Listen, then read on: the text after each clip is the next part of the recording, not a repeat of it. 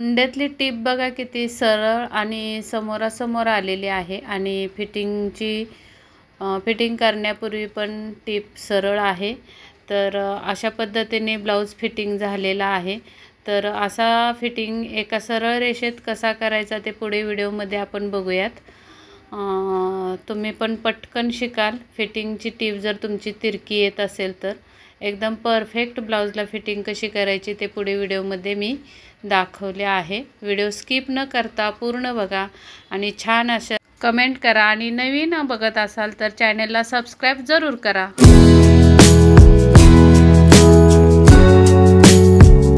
तर इथे सुरुवातीला बाही जोडतानाच काय काळजी घ्यायची बघा, अगदी बाही न खेचता जोडायची आहे। आपली कटिंग परफेक्ट असल्यामुळे बाही खेचायची गरजच लागत नाही आणि कमी पडत असेल तरी खेचून लावू नका कधीच। बाही जोड लावा पाहिजे तर कमी पडत असेल तर, पण बाही खेचायची नाही। बाही खेचली तर बाहीमध्ये पीळ पडतो किंवा मग सुरकुत्या येतात। त्यासाठी बाही न खेचता लावणं खूप गरजेचं आहे।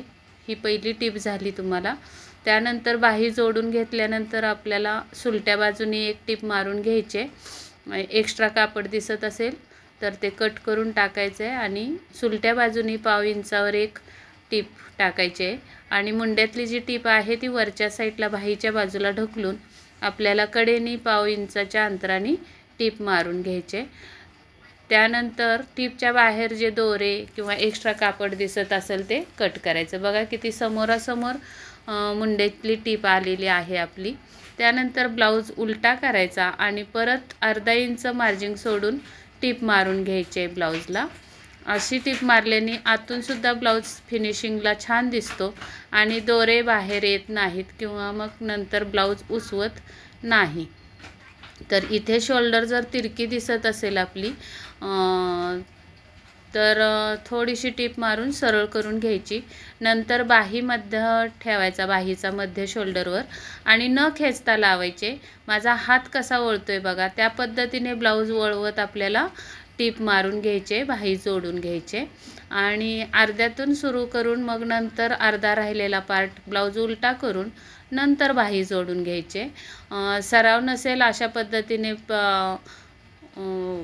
बाही जोडायची तर कडेपासून मारलीत तरी चालेल। फक्त बाहीचा मध्य लावून शोल्डरवर बाही मोजून घ्यायची व्यवस्थित आणि नंतर मग टिप मारलीत तरी चालेल। तर या पद्धतीने बाही जोडण्याची पद्धत ही योग्य आहे।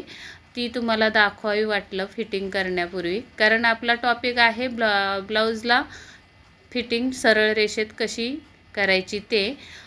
पण मी बाही जोडण्यापासून दाखवणं गरजेचं मानलं, कारण बाहीच जर जोडली गेली नाही व्यवस्थित तर तुमची फिटिंग तिरकी ही 100% होणार आहे। त्यासाठी बाही जोडली गेली पाहिजे व्यवस्थित। तर आपल्या नवीन चॅनल गीता फॅशन लाईफ हा मी चालू केलेला आहे, तर या चॅनलला सुद्धा सबस्क्राइब जरूर करा। त्यानंतर आपल्याला परफेक्ट फिटिंग करायचे।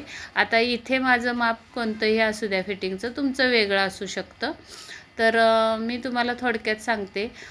टेपने आपल्याला जे काज बटन जे असतात तर बटनाची पट्टी एक्स्ट्रा असते आणि हुकचा ब्लाऊज असेल तर हुकाची पट्टी हुकाचे लूक जे असतात ती पट्टी एक्स्ट्रा असते।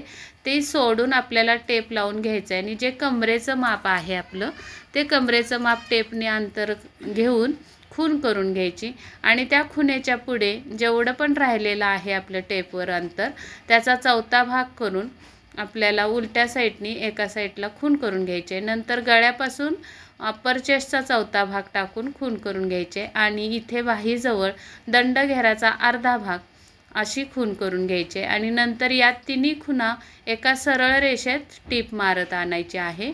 तुम्हाला जर डायरेक्ट टिप मारता येत नसेल तर पट्टीने रेघ ओढून घ्या तिन्ही खुणांवर आणि मग नंतर तुम्ही टिप मारू शकता। अशा पद्धतीने तुमची सरळ रेषेत टिप येणार आहे। आता तुम्हाला टिपच्या पलीकडे म्हणजे बाहेरच्या साईडला अंतर दिसत असेल, सेम मार्जिंग आपलं कमरेपासून ते हाताच्या दंडघेरापर्यंत आपलं सेम अंतर राहिलेलं आहे। आता हा माझा ब्लाऊज बटनाचा असल्यामुळे मला काज पण करायचे आहेत ब्लाऊजचे दोऱ्याचे मशीनवरच. तर जे ओव्हरलॉक करून काज करतात ती मशीन आपल्याकडे नसल्यामुळे मी याच पद्धतीने काज करत असते. ही सुद्धा पद्धत सोपी आहे आणि छान दिसतात काज आणि टिकतात सुद्धा चांगले. फक्त काय करायचं, मशीनची जी आपली टीप असते ती एकदम बारीक करून घ्यायची आणि त्यानंतर ज्या खुणा केल्यात आपल्याला काजाच्या त्या काजांवर आपल्याला झिगझॅग पद्धतीने मशीन मागे पुढे सरकवत आडव्या आकारामध्ये काज करून घ्यायचे.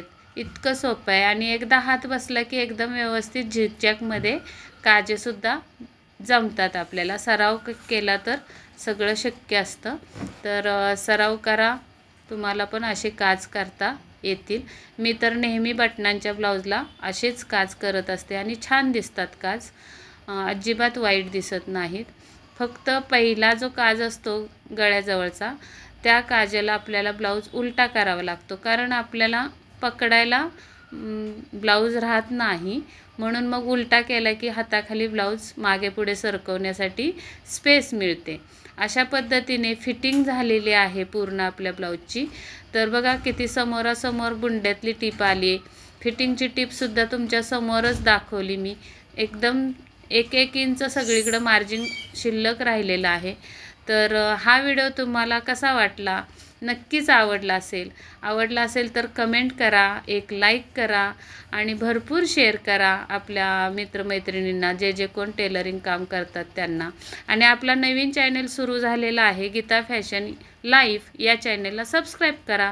व्हिडिओ पूर्ण बघितल्याबद्दल धन्यवाद.